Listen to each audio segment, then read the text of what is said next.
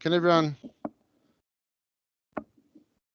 hear me okay? What's the audio like now? Maria, Wagga. Glenn's just started the recording. Can someone tell me you can hear me all right?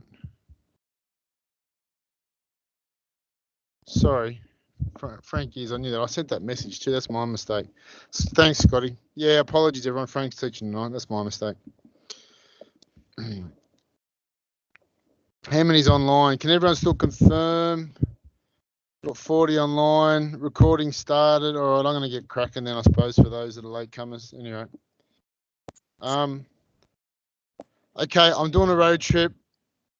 So I'm going to go down Ulladulla for this head teacher's forum. So next Monday, I'm going to go to Nowra. I need to meet up with some of the Nowra students. Could you all make sure you're there? I know I just spoke to Daniel before. Daniel and George, can you guys get there an hour early? Anyone else who wants to go through some stuff, please get there an hour early so we can go through it. Maria, I'm coming on the Tuesday night, so I'll be there, okay?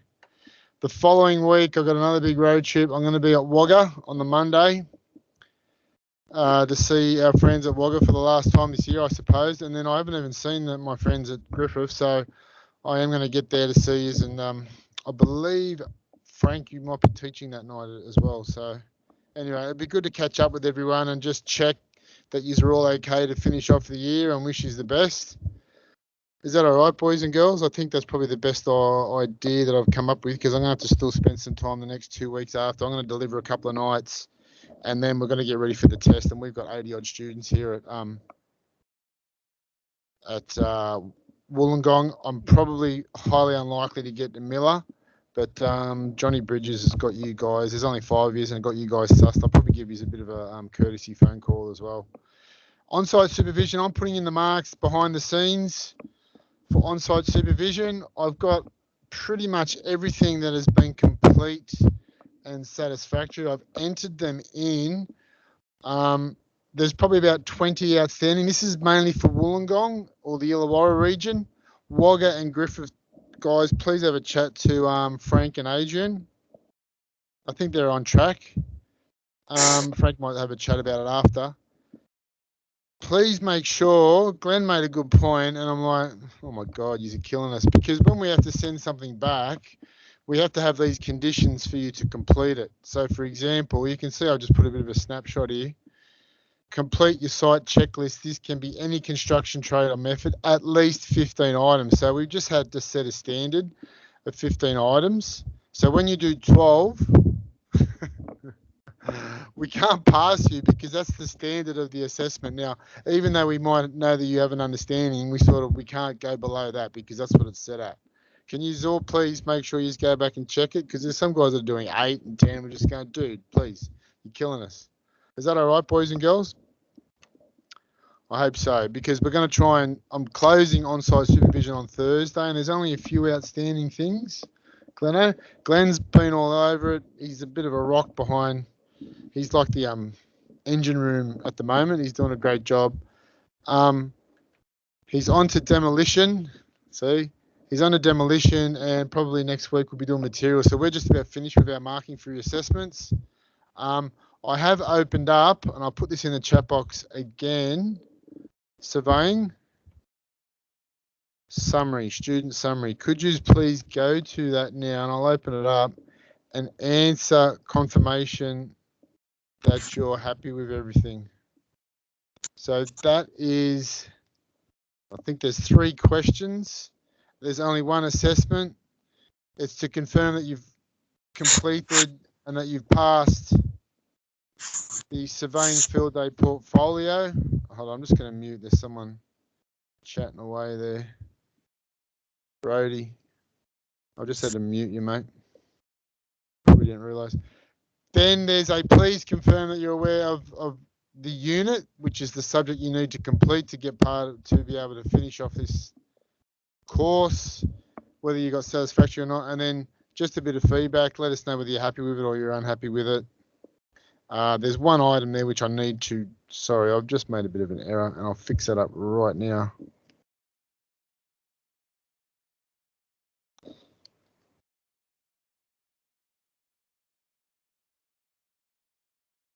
Sorry, boys and girls. I thought I fixed that up. Anyway, that should be fine now. Send us a message if there's any dramas. All right, but that should be right. I'm going to open up the student summary on Thursday for on-site supervision. Could you please check in your TAFE portal that all your marks have been entered? They're all from assessment 1 to assessment 5. Okay.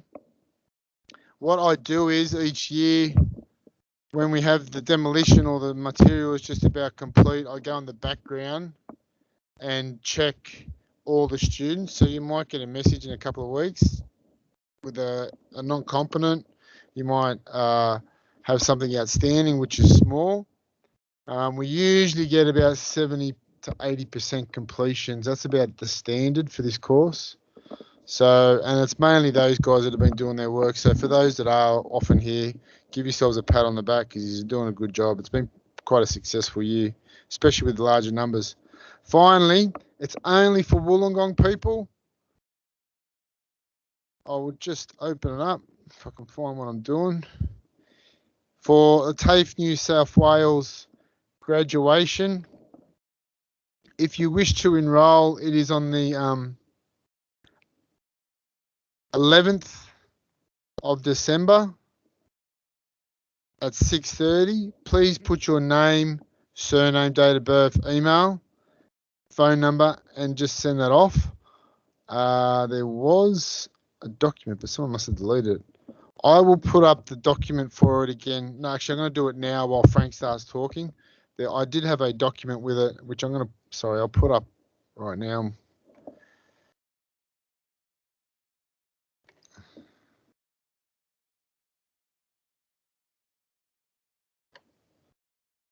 Give me one tick, boys and girls. I'll put this up. So applications this is for Wollongong only. 11th of December at 10:30, and it's at the Wollongong Town Hall. So that's Wednesday, the 11th of December. You can apply online with that little link there, or you can go through that forms document, which is probably the way I want to do it. It's sort of changed over the last few years where it's probably not as big a night. We used to do it in March and everyone was included, but we do have a lot of students that aren't still go through. For those Cert 4 at Wollongong, you're more than welcome to go. We will be there. So, but you need to apply by November the 10th. Is that all right, boys and girls? Now, this document here, I'm going to put that up now while Frank takes over. Do I have any questions? Is that okay? Sort of fumbled my way a bit through that. Okay, if you can't see surveying, where is it? Can anyone see it? It's in the assessment tasks tab at the bottom. There it is. Has anyone done it or anyone had a crack at it? All right. I've had people do some of the answers, so it is there. Now I've got to close surveying tonight or tomorrow. So can you please get that done for me now? It is compulsory, yeah? Any questions? All right. Beautiful. Frank, I'm going to hand over you, mate. I'm going to shut up now. So thanks, bud. Thanks, everyone. All right. Thanks, Brett.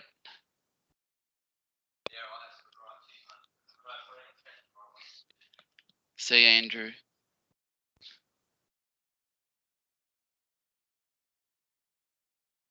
Hello, everyone. We're on to our lesson structures 13, and we're continuing on with our materials. Okay. I'm just going to open up your attendance choices.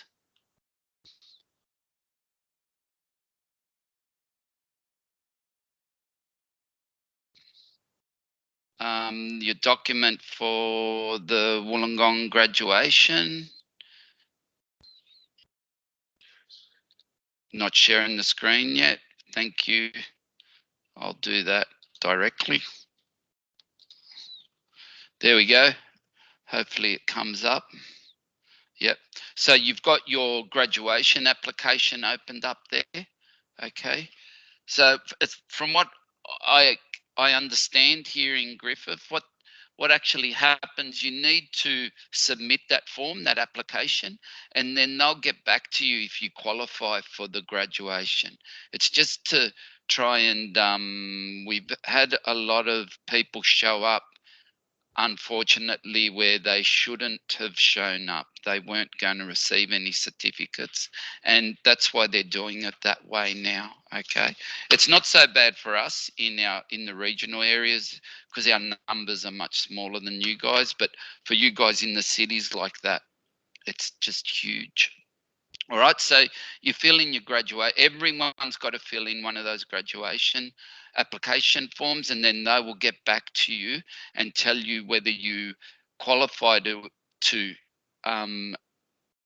be invited, and they'll send you an invitation which you need to RSVP to.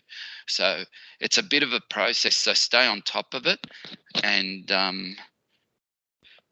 yeah, so you can get your certificates. You've done all this hard work. You want to be able to show up and get the certificate. So hopefully you understand how that works. Okay.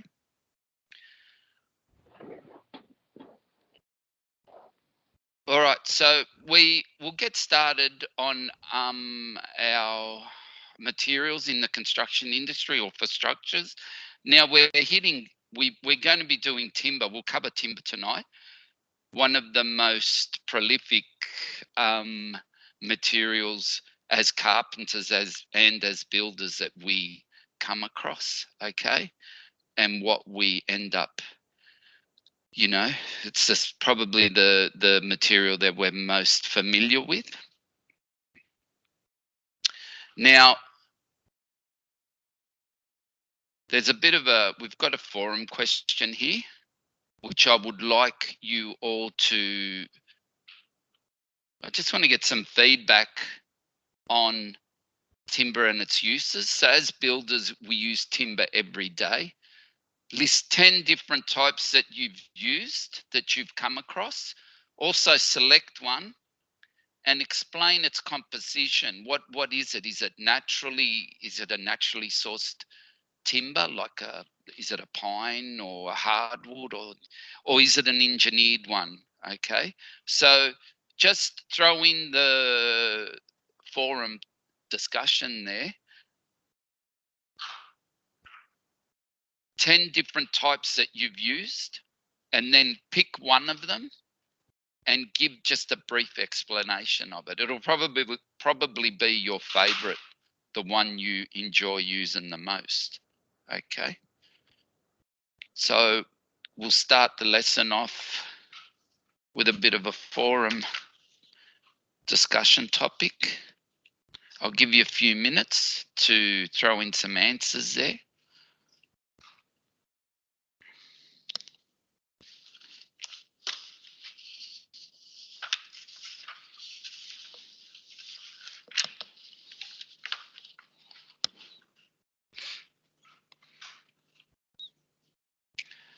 So if I think about the timbers I've come across, obviously we've got our naturally occurring timbers, our pines for our wall framing, treated, untreated. I think there's obviously other treated pines that I've used a few in landscaping. I've used hardwoods, chipboards, MDFs, LVLs, all that kind of stuff. So I know that you guys will, you'll be able to name a few straight away off the top of your heads.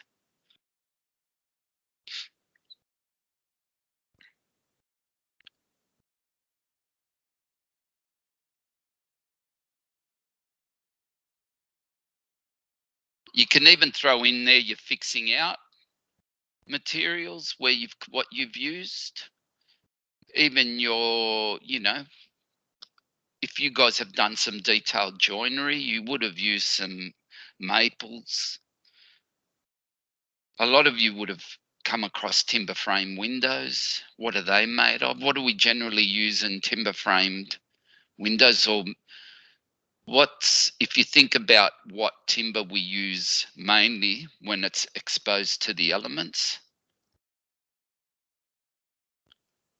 there's a naturally occurring timber. There's an Australian species, but there's an American one. and it is really water resistant.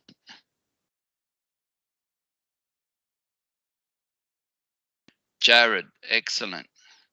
Let's have a look at what Jared put up here. Yes, H2 framing pine, H3 framing pine, H3 copper treated, H3 LOSP, high joist, LVLs,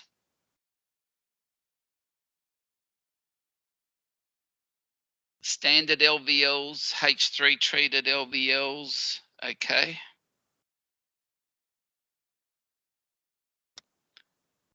Hardwood framing, hardwood decking, pine decking, timber flooring, chipboard, melamine, finger jointed prime pine, excellent. They're all timbers that we have had to, we've come across and handled while we've been building.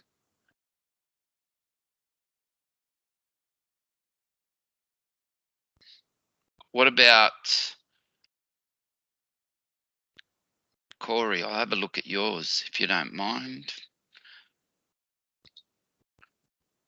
MDF, LVLs, sorry, LVLs, laminated veneered lumber. Okay, that's an American terminology. So whenever you hear, Americans don't use the word, they don't say timber, they call their timber lumber. Okay. Chipboards, treated pine, pine, hardwood timber, softwood timber, marbu, marine ply, oak timber, melamine. They're all excellent examples. Aiden, I just want to have a quick look at yours. Pine, H2, H3, H4. We're going to learn what all those, what H actually stands for. Ironbark, spotted gum, yep. Cedar is one that Aiden's included here. And when I was talking about what timber that we use mainly that's exposed to the elements, and what timber they use mainly when they're looking at timber frame windows, they use a lot of cedar, like say Western red cedar, because it is really water resistant. Okay. Timothy, I'll have a look at yours. MGP 10 or 12. So when we see stuff that says MGP, we know now, like we understand MGP to stand for machine graded, it's machine graded pine, okay? So it's been put through a machine and it checks its density, and that's how we, it's machine graded, and they'll rate it 10, 12, which all stands for the old, like there used to be F7, F5, F17, like most hardwoods, kiln dried hardwoods and stuff like that. Okay. So now the 10 or 12, that all stands for those old ratings. We used to use the Fs. Okay. But that's excellent. Formwork barrels, form ply is an excellent example. Treated sleepers, maple doors, marbu decking, excellent. So that's brilliant. I'm happy with that. Okay. What I'm going to do, we've got a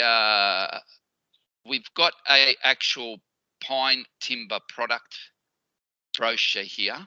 Now there's a little quiz, and you'll be using this timber pine product brochure to answer the quiz. Okay. Now the quiz is only it's 10 questions long, and like I said, you'll be using this product manual to get your answers for the quiz. So what you're going to do, you'll probably go to the technical information. I would open the technical information up part, and it'll give you a good start. All right. It gives you standard timber sizes. It gives you the H3 LOSP treated finger joint. So H basically represents its H basically represents the amount of protection it's got, okay, against white ants or exposure to the elements, all right? And LOSP, okay,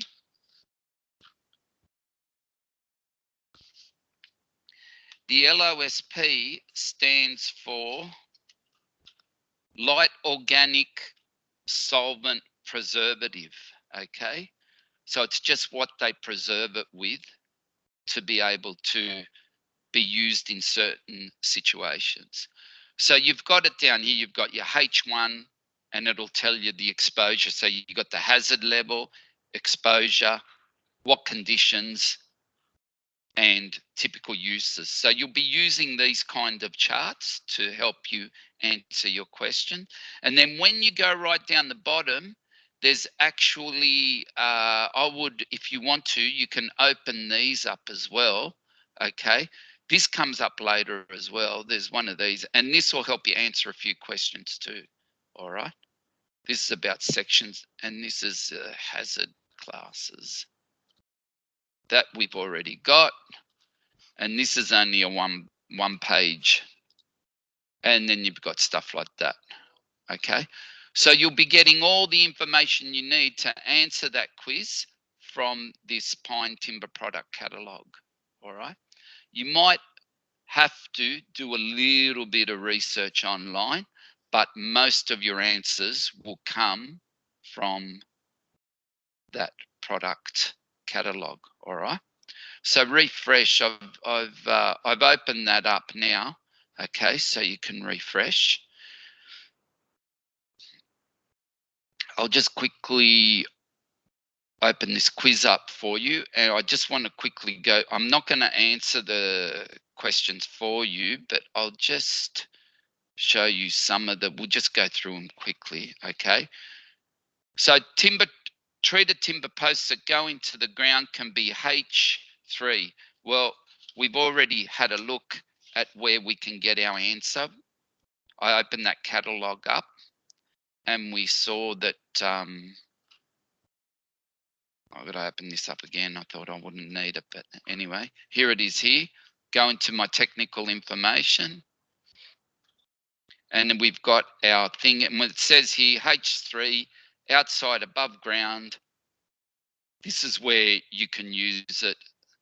Moderate K weather fascia bar and where you can use it. That's where you can use a H3, outside and above ground. And the actual, it says here, treated timber posts that go into the ground can be H3. No, we know that's false. All right, because of what we found out off that technical data sheet. Here's another question. Select 4 pine timber products. Well, obviously, so they've got to be 4 pine products. And we can look through that and we already, you know, you'll be able to see straight away what's not and what is a pine product. 3. Okay, this is about biowood composite wood products. You'll look that up because that's in the actual catalogue. They've got some composite decking and a few other products. Particle board flooring, you'll be able to look at that. Why use timber treated with preservatives? Select 2. There's a for and against. Medium density fiber board. There's an actual sentence that starts like that, and you'll know what to throw in there. Refer to the particle board flooring section on the link. So that's in here. See, you go down here. If you're looking for anything specific, guys, just go down here.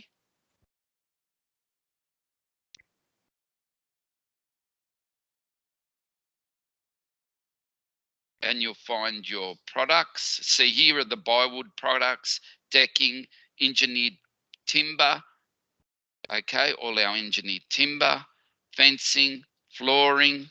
Here's your particle board flooring, okay? So open those up and it'll show all the products in there. So you'll be able to answer those questions. Okay. 8 LBLs, that's another sentence that you'll find in that catalogue. H2 treated pine is suitable for what application? You'll be able to find that. And 10, that's pretty straightforward too, okay? You just got to use your chart to answer all of those, all right? So it's a good little quiz and you guys will be fine with it, all right?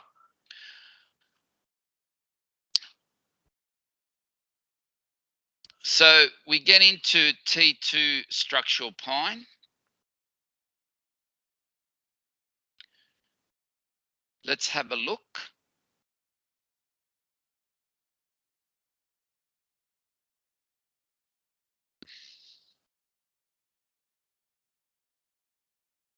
So here we have a whole heap of information on T2 structural pine. So a lot of you will be very, very familiar with this actual product. You'll be using it in your wall framing and so on.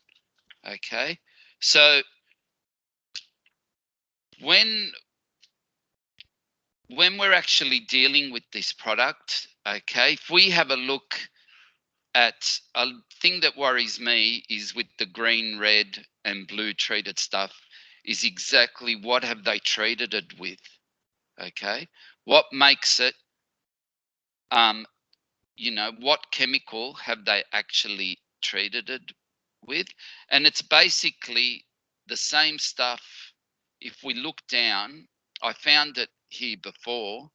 Here it is here. The active ingredient is most commonly found in head lice shampoo and flea collars. All right.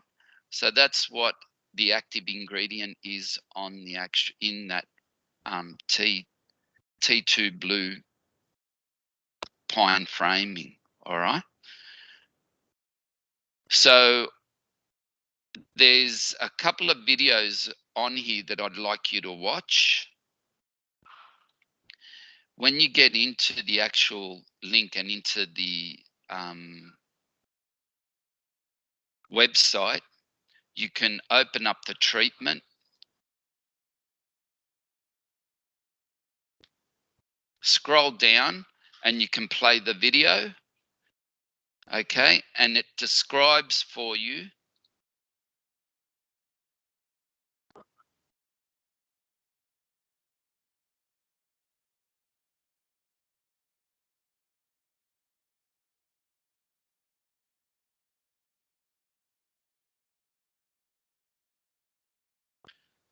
so what I'll do, I'll leave that for you guys to have a look at. There's actually another little bit in here that I want to get back to, but before we do that, I'll go back to our, because there's a question here. And the question actually is asking us,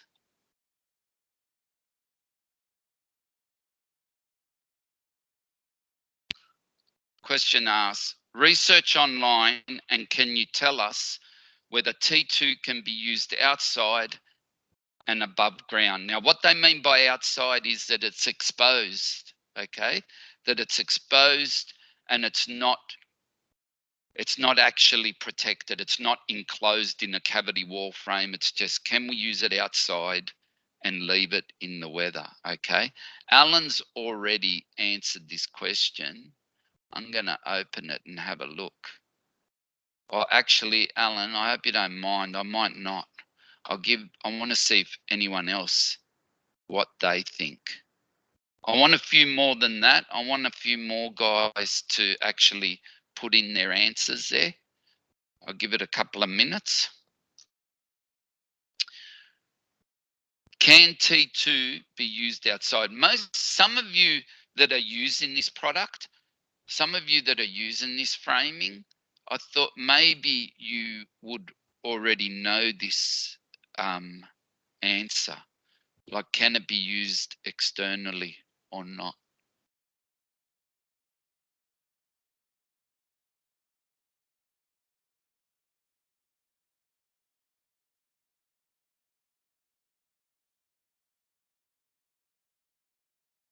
Let's have a look.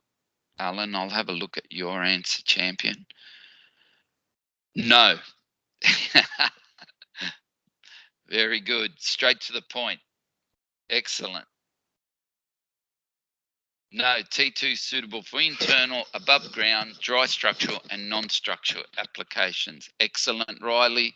It's only, we can only use it inside, and they don't like it getting wet at all, okay?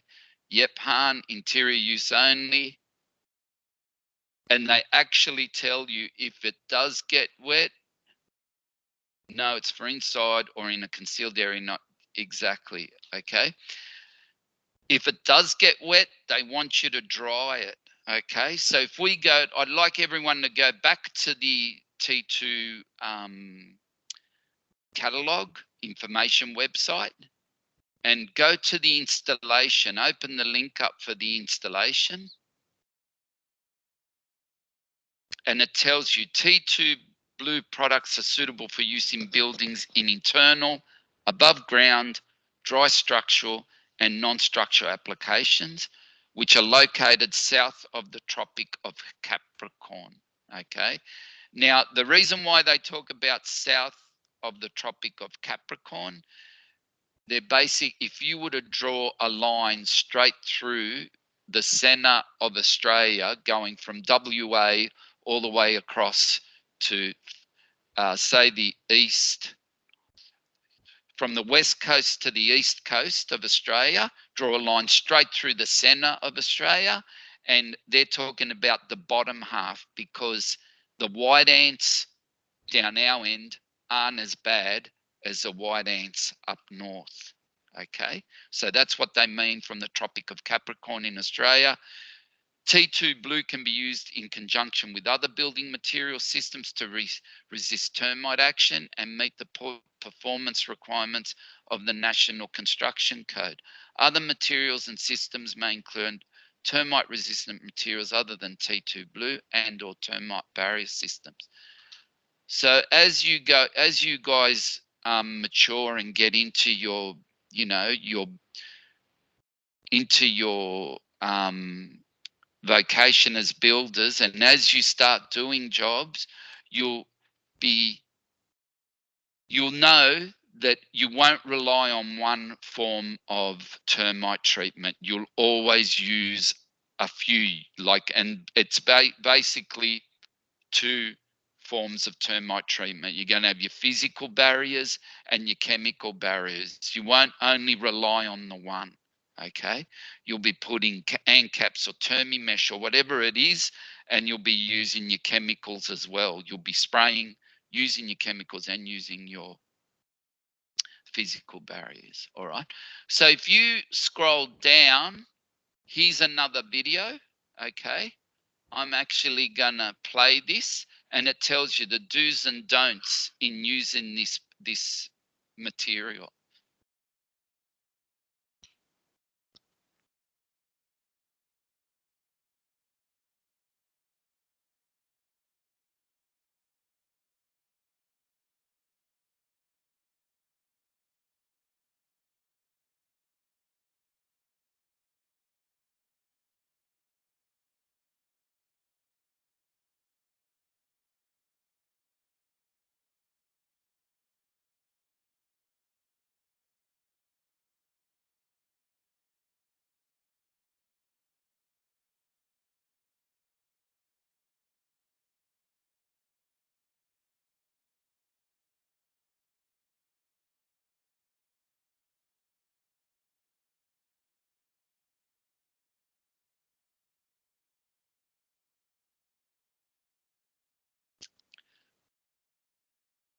Okay.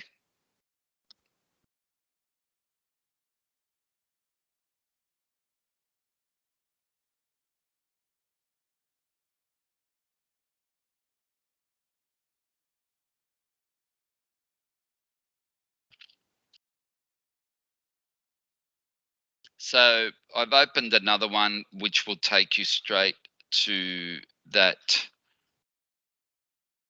There's a link open there now, okay? And it answers that question for us. All right. And there's a video here as well. So there's an actually upgraded, they've got T3 Green Plus, okay? So this is another treated pine product. I'm gonna play the video for us. If you guys can, everyone else can play the videos too. Like, it's actually got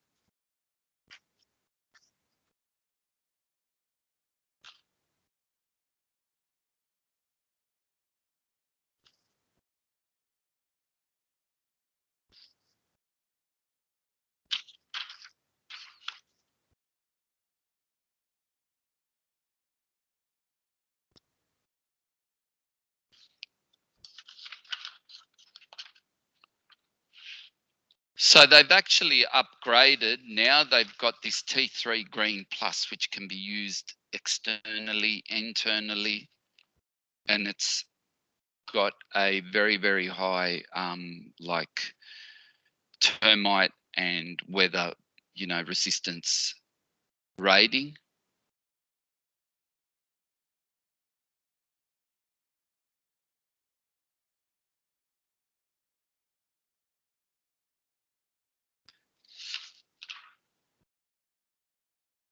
And here's one of those, this document here is one that you could download, this National Timber Development Program, Treated Timber in Australia. Okay. These are the kind of, this is the kind of paperwork you want to start keeping in your, making up a little library like that folder at the beginning of the course. And you want to be able to put all this kind of stuff in there because it's a reference for you. All right. See the LOSP, light organic solid preservatives. It's all, great information that you'll be using a lot of. Okay. And you'll need it. You'll need the technical data for the jobs you're quoting. There might be some government jobs and things like that where you're going to have to provide all this technical data on when you're actually quoting them. Okay. So anything that's marine, that's going to be needed for marine environment, the marine environment, like an example is these pylons, wharf pylons, okay? Now they're going to be treated not only like the timber they'll use will obviously be a timber that's going to be really, really durable submerged, but it's going to be treated too for any marine borers. Like there's termites basically in the water. They're not actual termites, but they do the same thing. Like wooden boats are battling all the time. They've got to take them out of the water and reseal them with coatings on the bottom that resist these borers from attaching and starting to eat into the decking and into the side planking and so on of the boat. Okay.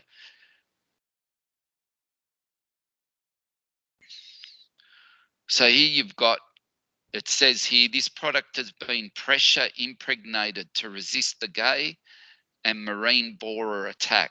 Note, the outer sapwood should not be notched, drilled, planed, or damaged in areas subject to tidal water. Damage in this area could allow borer attack. All right. So once that outside barrier has been compromised, it's going to leave it open to some form of attack.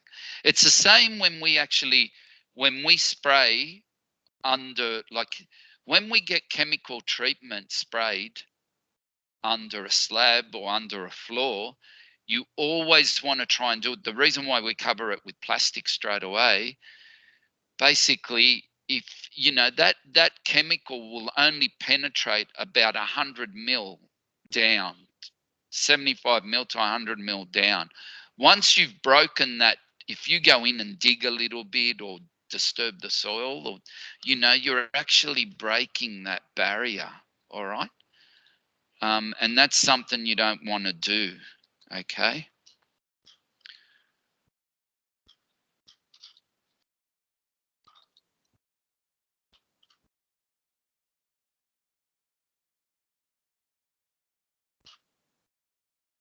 So we've got another,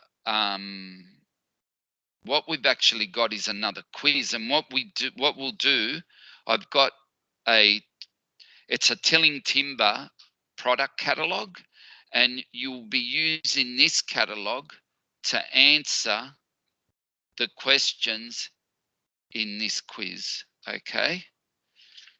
Now the second quiz is only 6 questions long, but it's a little more difficult to navigate your way around this product catalog, okay, or this website.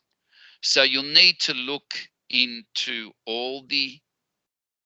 so you've got your smart frame, there's more smart frame, smart structure, okay. You'll be getting into these cascade menus, all right, and you'll be looking into finding whatever information you need to answer the questions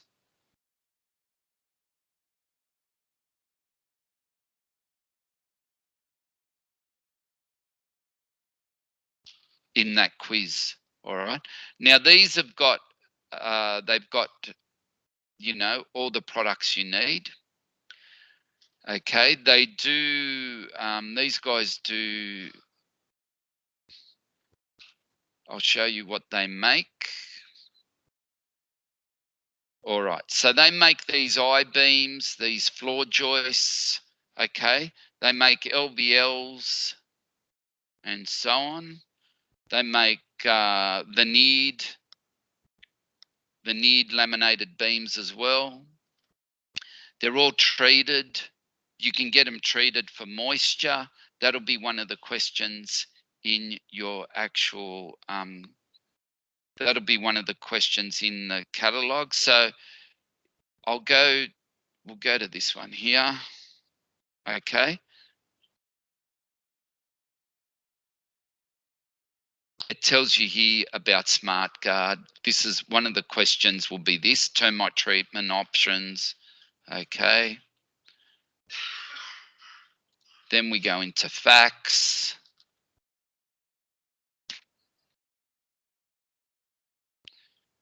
There.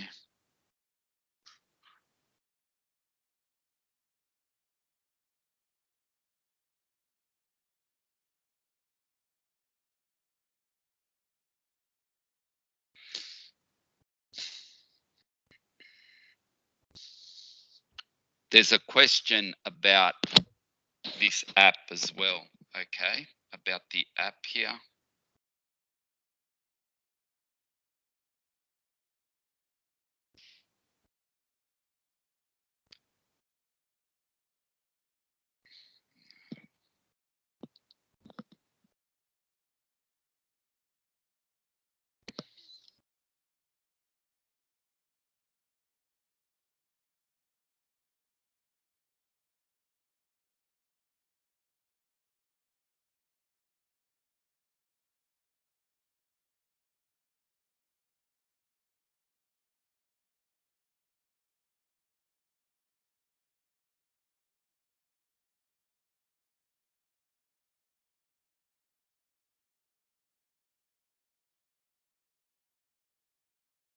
We've got all the frame. They'll give you guides on smart frame design guides. Okay, you can get like you can download span tables and everything, installation, how to actually use them.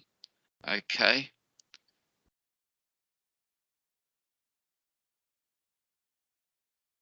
How to work out span tables and so on. Okay. So you'll use that website there to help you answer your questions. And if we look at the quiz,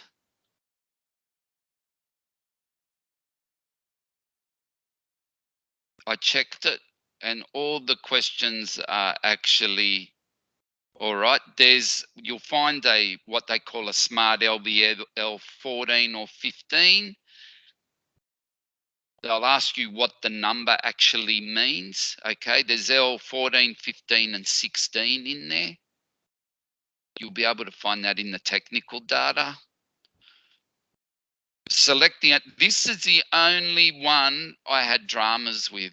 Okay, if you guys find the answer to this, I'll be really happy to see what the answer is, because I only found the Douglas fir.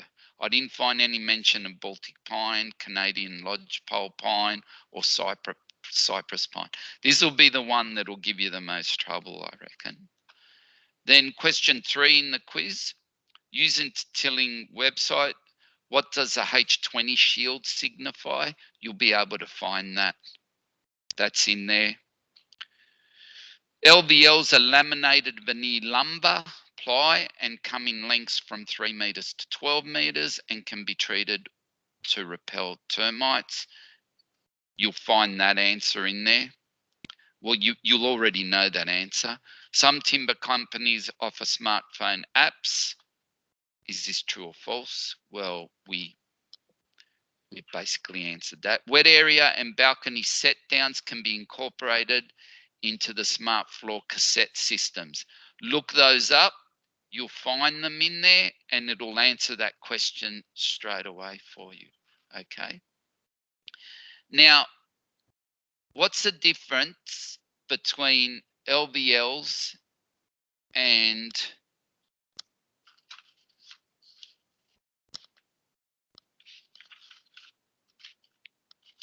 what is the difference between your LVLs and your glulam? So LVL beams and posts, they're basically thin veneers glued together, okay? And your glulam stuff, they're actually thicker sections of timber, okay? They can be anything between 15 and 45 millimeters thick, and they're glued together to form, you know, you can form rafters, trusses. Like this picture here, this is an actual building in America. It's a fire brigade station, and all these, okay, are all glulam sections. Even the purlins running from the rafter column, all built as one, and you can see how big those actual sections of timber actually are glued together. And you can basically, they'll build these and make them any shape you want. All right. So you know how we were talking about Portland frames last night? Well, these are the kind of frames you can get built to be able to build those big areas, to span those big areas. And that building we were talking about in Griffith that had these huge, they've got these huge glulam sections, posts and beams, okay? That's how that one was built. That's how they built the one here in Griffith. This is really, really, really popular method of building, especially they love it in America, and now America are a lot more, they're a lot more advanced with their timber framing, building codes, and the amount, like the levels they can build up to, and so on. Okay, they build multi-story buildings in timber. All right, so that's basically it. So we'll get for the timber part of the lesson tonight.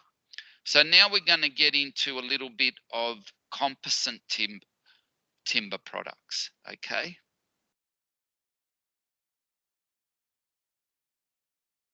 So composite timber products. If you guys want to just refresh and have a look, list one composite timber product and any advantage for using the product. So quickly have a look, do a little search, and find out what a composite timber product is. There's an example here. It says bamboo floating floors is a sustainable product, grows quickly when harvested.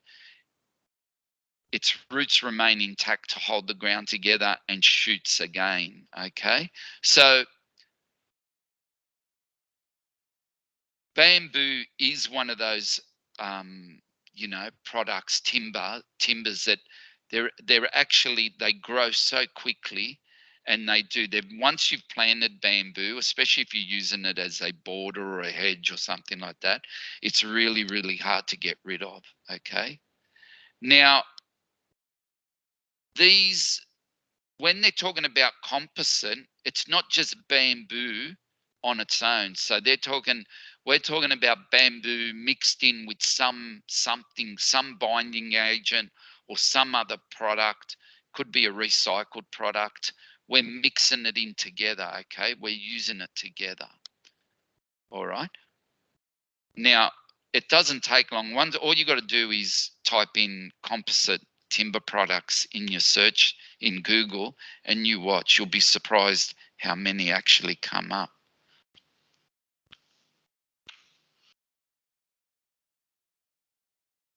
And that, Jared, there's Jared made a comment there. There's a building that they are constructing in Barangaroo completely out of timber and not in concrete.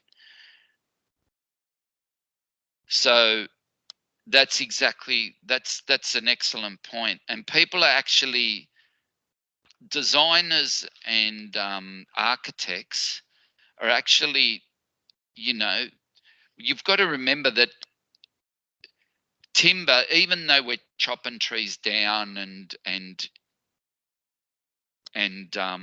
you might think that we're actually, destroying the environment, but we're not. When you think of timber, especially the timber that's managed through, these forests that they grow, okay, and they manage them. Like if you're going for this timber that they plant, let it grow, cut it, and they'll be foresting certain sections at a time. It's actually one of the most sustainable building materials. Okay, we're actually, the way they're starting to manage it properly, it's becoming one of the most, one of the most environmentally friendly materials to use. And now the way engineers and product manufacturers are starting to put it together, and starting to be able to make these engineered timber products that can come out, like, as far as I'm concerned, I would go an LVL over a naturally, like say an F17 hardwood beam. Like say if I needed a lintel over a huge opening, a 3.6 opening, I would never go to a natural timber. I would always go for the engineered stuff, because it's straight. It's been built to a rating, an F17 rating, and you know what you're getting. Okay. I would either use the timber veneered, the LVL, or steel, to be honest with you. Okay. So let's have a look. Let's open this forum up. Let's see if anyone. Excellent. Martin. Trex flooring is made out of recycled milk bottles, but no caps are used. It doesn't fade, it doesn't need painting, it doesn't come bowed, it comes in set lengths. It's good in the sun. It's got very good UV protection. Brilliant. Very good answer, Martin. Callum. We'll have a look at Callum. Modwood decking, yes. Modwood was pretty much one of the first that I heard of. It doesn't have to be oil or stained. Once it's laid, you don't touch it. Excellent. Its maintenance is very, very little maintenance on it. Once it's laid. Lachlan, Modwood decking. Yep. Jake, have a look at Jake's. Yep, Modwood again. There's actually, I was surprised at how many there actually are. Yep, Modwood is a composite plastic timber decking product and can be used outside, lasts for ages, termite proof, waterproof, strong, doesn't bow or cup. That's exactly why it's so efficient, such a good product. And when you've got so minimal maintenance to do on it, don't have to paint it, don't have to worry about, protecting it, colouring it, it becomes cost effective when you look at it long term. It might be a little more expensive initially, but it's got its advantages when, I think because it's such a consistent product, you actually lay it quicker. Modwood or eco decking made from wood shavings, recyclable and glues. It doesn't require maintenance. Yep. Timothy, I just want to have a look at yours.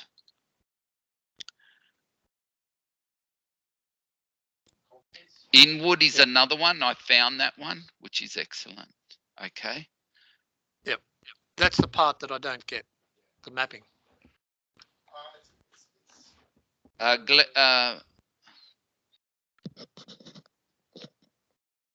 right, Glenn. Glenn, your mic's on. Okay. Thanks, guys, for everyone answering that forum question.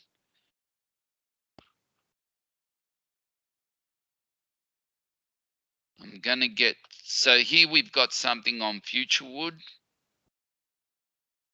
So this is one of those websites.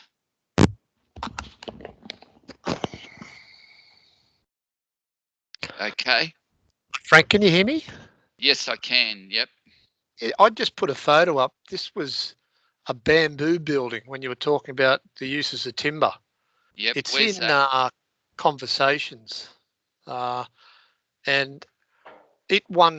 It's in Vietnam, and it won. This is only about maybe 3 or 4 years ago. It won some worldwide prize for design, but it's completely out of bamboo. And where's your Conversations? Have you loaded it up here? Have you, Glenn?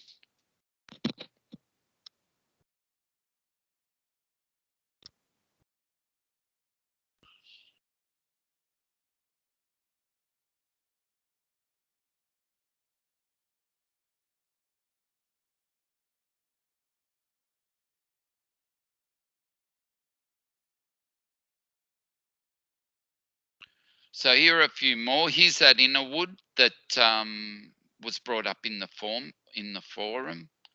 Okay.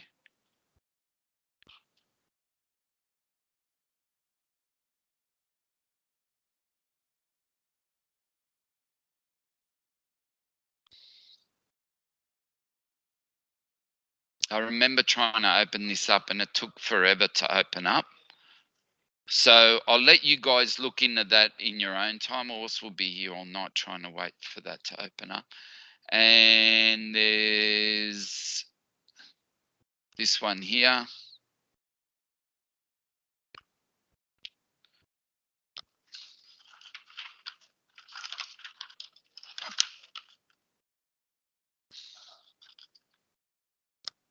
Okay, so here you've got another one, and it's got all that decking is really, really popular now.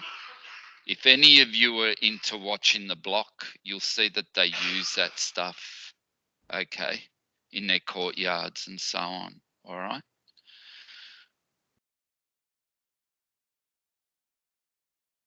All right, so we know that our composite timber,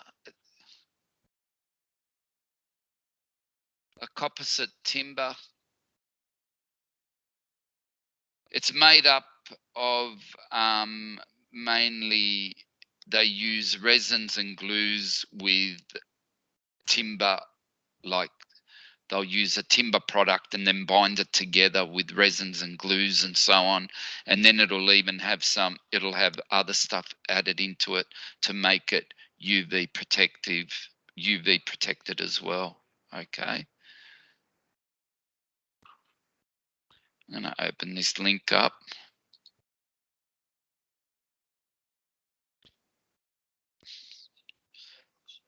So that's excellent. Everyone's thrown in heaps and heaps of answers here, which I'm really happy about. Modwood deck, resistant to all weather conditions with minimal maintenance needed. That's exactly it. Okay. Another thing it's resistant to is insects. So we don't have to worry about white ants. Everybody, a lot of guys said UV stabilized. It's really low maintenance.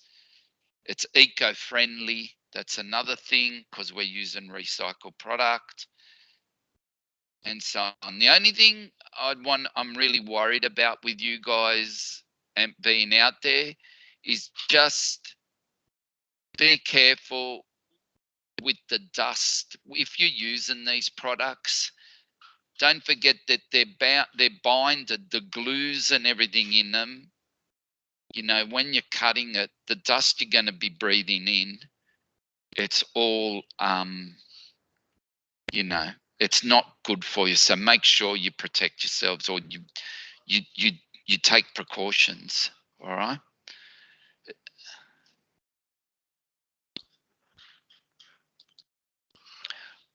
All right. So I've opened all the hardwoods up. We're into our hardwoods now. Okay. So what I like to do, I'm gonna keep an eye on the actual comments here. Okay. So in the chat box, what's the difference? What's your understanding between a hardwood and a softwood? What is your understanding between hardwood and softwood? Okay. And there's a link in there, which Brett's put in there, that'll take you straight to it to help you throw in an answer. Density.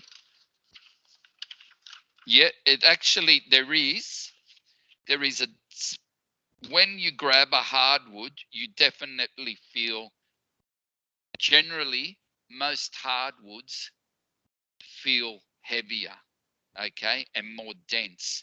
But something that people really don't, they find hard to believe is that, do you know, are you guys familiar with balsa wood? Like balsa wood's a material, most balsa wood's used for modeling and stuff like that. You go into hobby stores and you'll see this really light timber. And as soon as you pick it up, because its texture is really soft, you can get your fingernail and push it well into the actual material. You naturally think straight away in your mind that that is an actual softwood. It's not. It's classified as a hardwood because hardwoods and softwoods are it's, you're looking at their cell structure, number one. Number two, basically, I'll just have a look. Yep, hardwood is a deciduous tree, softwood is not. That's a very good answer. So do we know what a deciduous tree is? So basically a hardwood tree will lose its leaves during the winter, whereas a softwood tree wouldn't. Like if you think of most of the pine trees, radiata pine is classified as it's a softwood, okay? It doesn't lose leaves. It's green all year round, all right? So a lot of the softwood is soft, light, and durable. Hardwood is hard, heavy, and strong. Yes, Jared, therefore it takes longer to grow and becomes denser. That's right. And generally, hardwood trees, well, they're a slower growing tree, okay? The grain makeup, yeah, hardwood is deciduous, yep. Internal and external, yep. So basically, softwood trees, they keep their leaves and their seeds are dropped out of a hard case. So you think of a pine, a pine tree, the pine cones that opens, okay, the seeds are kept in that, whereas hardwood trees lose their leaves and they drop their seeds, okay, pretty much individually, all right, and they lose their leaves, okay. So that's the difference between a hardwood, what we classify as hardwood, and softwoods, all right. Australian hardwoods, we'll open this up and have a look. Now this is just takes us to a link and we can see our hardwood timber species, all right. Now something that I was using a lot of was brush box flooring, and here in Griffith, I don't know, it's a northern coast hardwood, okay. Now in humid environments or places nearer the coast than that, it's fine. But when we bring it out here, like we're southwest, okay, we're 700 k's away from you blokes, basically on the coast. Our summers, we get 4 weeks of 45 degrees, okay, but it's a dry heat. It's like you're in front of an oven heat, all right, whereas you guys suffer a lot from your humid heat, okay. So our brush box flooring out here, it is terrible, because remember, timber takes in moisture and and even if it's sawn and it's down and nailed, it is always, it's still basically living. It'll take in moisture and release moisture depending on the conditions it's in, all right. So our secret nail brush box flooring worked terrible here. But when we go to we've got cypress pine trees here. Now, funny enough, like we were talking about before, we use cypress pine on the floor. We've got cypress pine flooring, and to touch, it is very, very hard, okay? It is a very, very durable, really hard timber. And the older it gets, it's virtually impossible to nail. Like pass loads a 3-inch nail into a 150 cypress stud that say is 10 years old won't even get a third of the way down. It might look, well, it'll get halfway down, okay? We can't drive it all the way in to old cypress. So we use that on the floor here, and it's a naturally occurring timber, and it doesn't, once it's kiln dried or it's been given time to dry, it's pretty stable out here. But once we go into other timbers from up north, it hates it down here, okay? So here are all our Australian hardwoods. So our local stuff, our red gums and so on, they're all trees that are pretty, that grow naturally around here. They're all good, we'll use them on our floors and we've got no dramas with them. But like I said, all the All the other stuff, we can't use it. Give us 5 reasons why you would select a hardwood material for the Mr. and Mrs. Smith project. Okay, this is a good, I'm going to go straight to Jared. Let's see what you got, Jared. Hardwood is more durable, stronger, lasts longer, and looks a lot better. That's great answer. Brilliant. I love the durable. I love the bit about it looks. It will be durable. It is stronger. It'll last longer, especially if it's in a high wear area. Harley, we'll have a look at yours.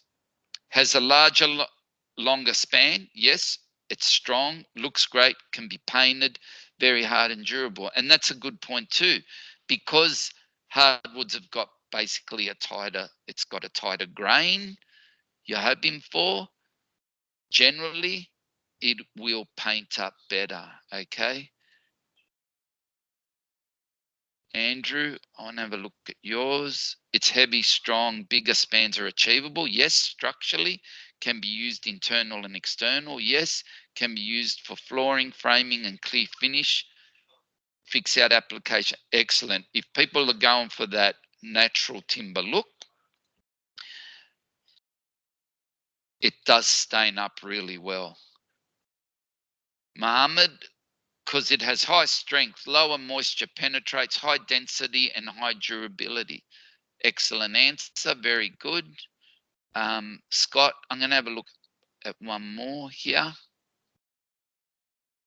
Much more durable. Yes, to the elements. Better looking. Yep, on external. Better finish and more structural on posts and beams. Maybe a bushfire zone, therefore hardwood is needed. That is an excellent point.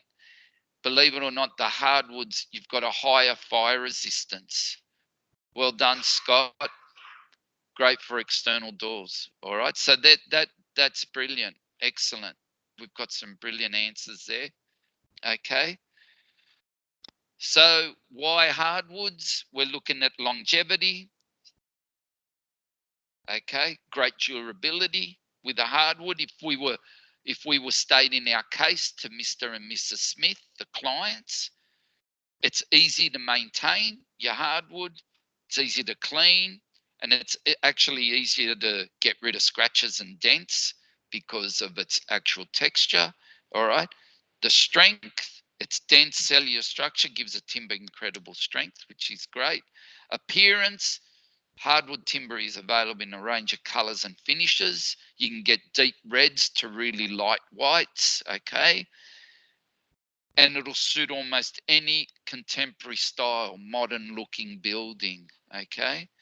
And it's fire resistance, which everybody had one of those in their answers, which I'm really, really happy about. Well done. All right, so we get into new building materials, okay? One thing that government is pumping so much money into, all right?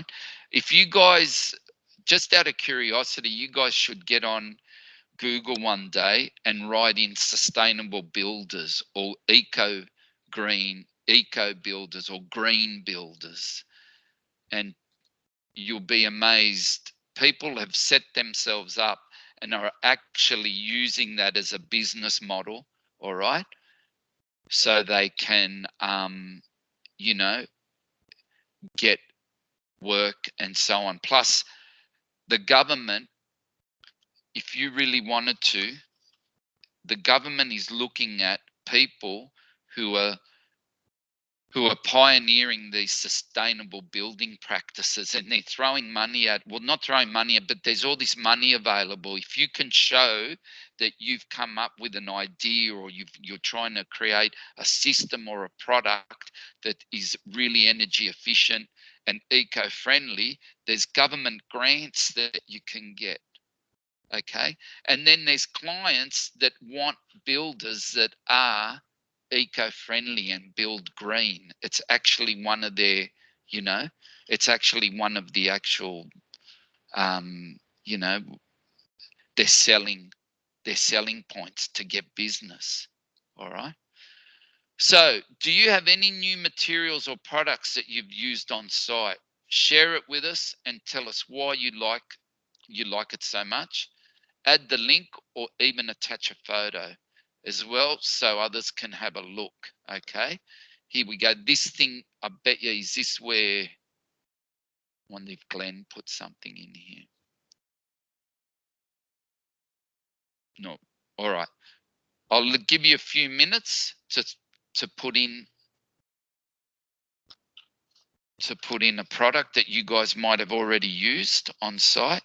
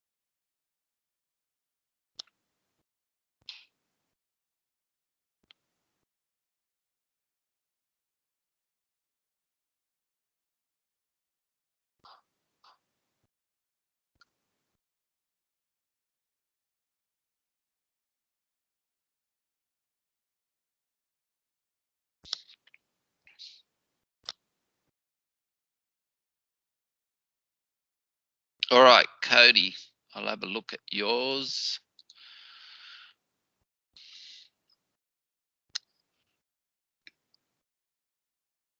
Deck Tech. Straight boards heaps quicker.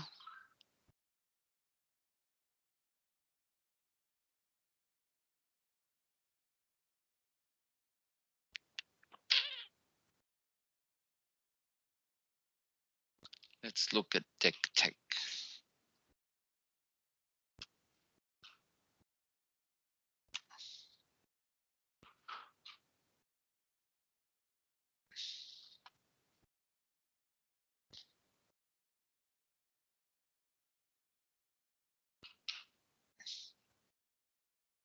Oh, that's a printer.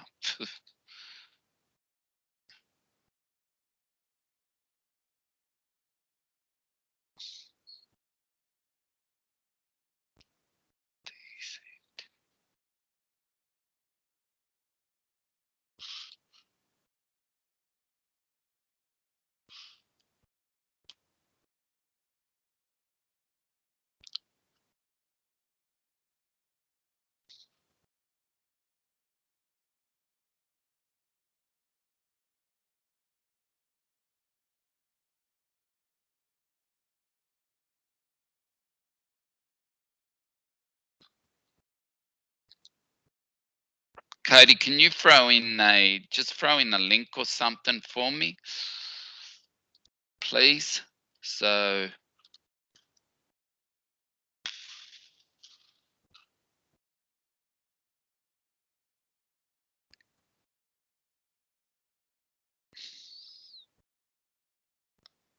throw in a link for me so I can actually see.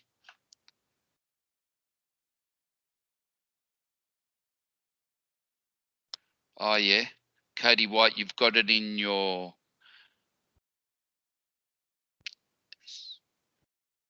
Let me see if I can open this. I'll copy the link. Let me go into here.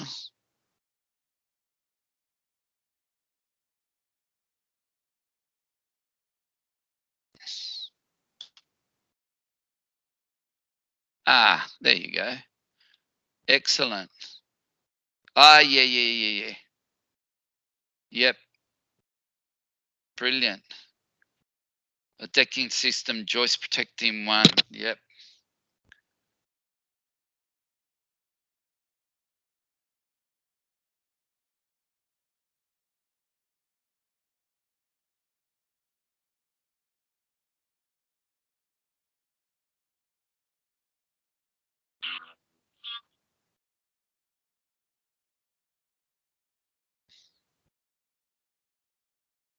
don't know if that.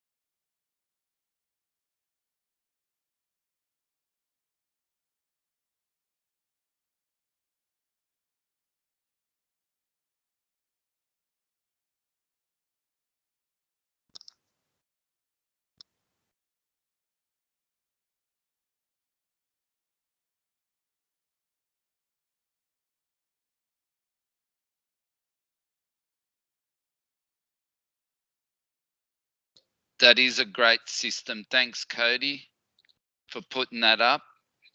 Much appreciated, mate. Excellent. Haven't used anything new that we know of. That's fair enough. Yep. Eli, I want to have a look at yours. No more gaps, feels every good. That ain't a new product, mate. That's been around for a while.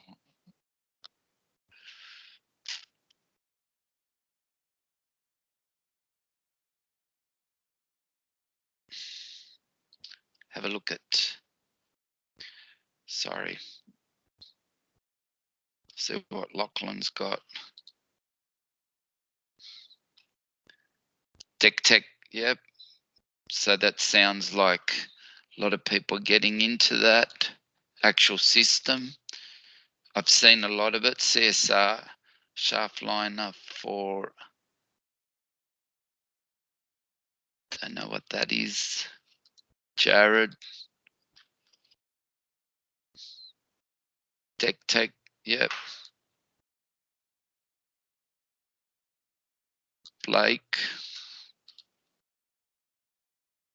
Echo Deck, easy installation. Eco Deck.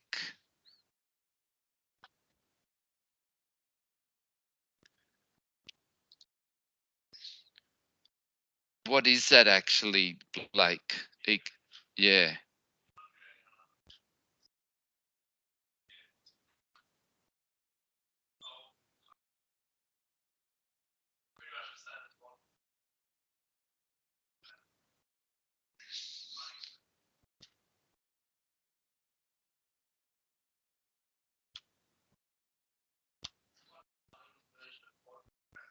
Oh, yeah. Here we go.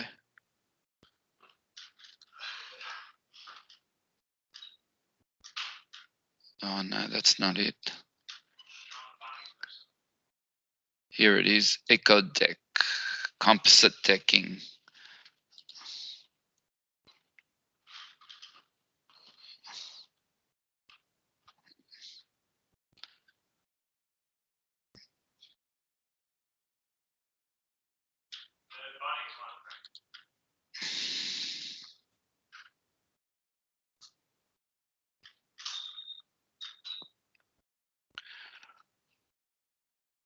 All right, so we've got here, there's a couple of videos that you guys can watch, okay? This one here on the recycled material that they're using for brickwork.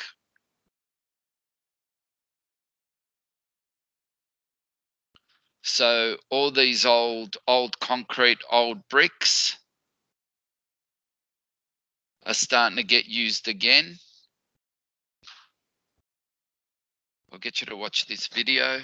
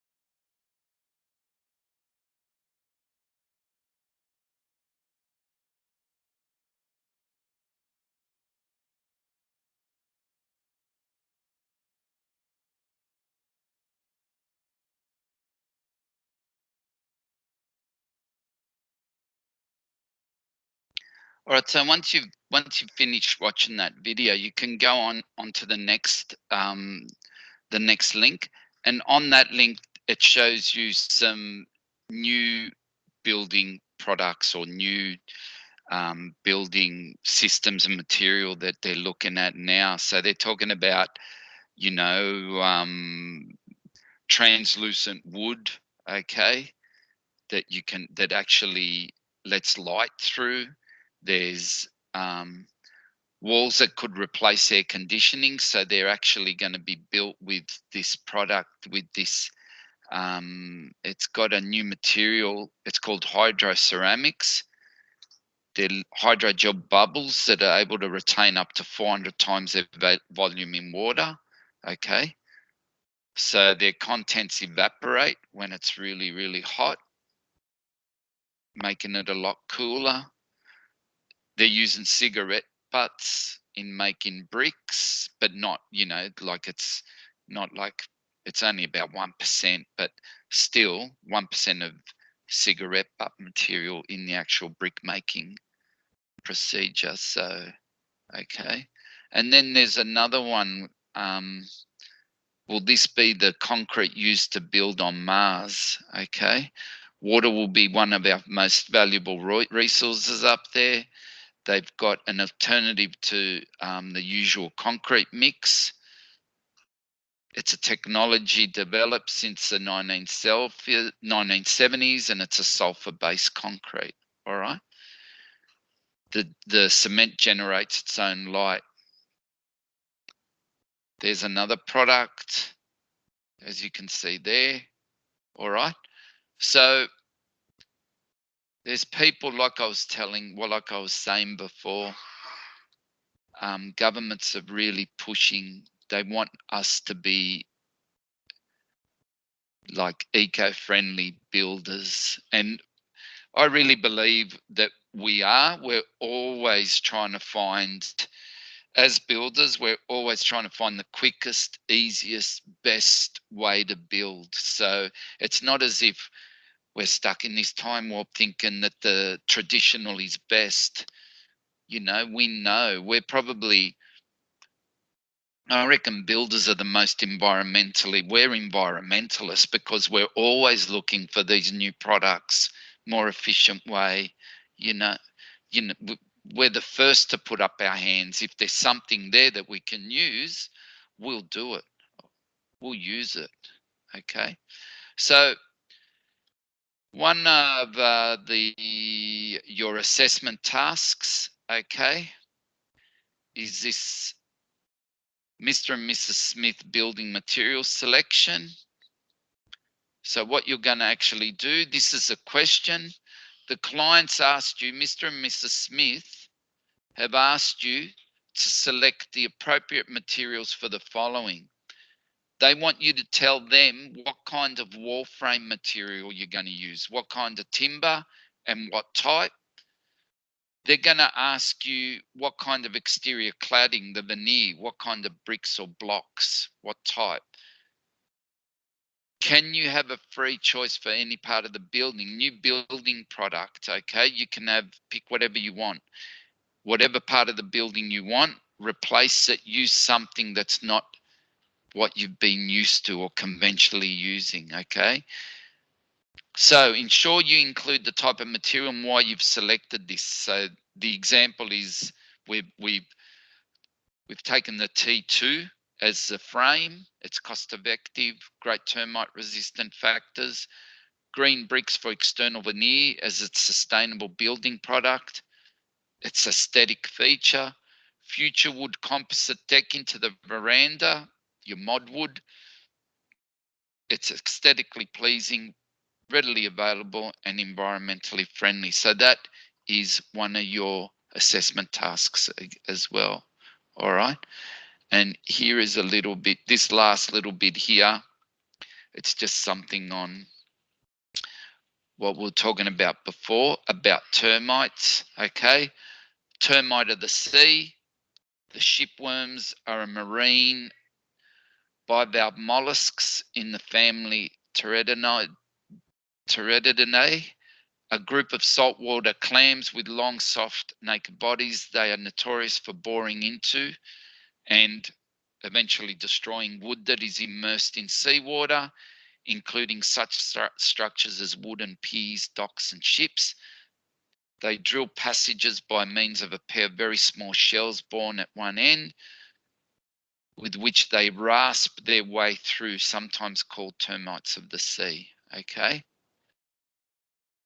So that's it for your content in the lesson tonight. I'm going to be here. If you've got any dramas with the quizzes,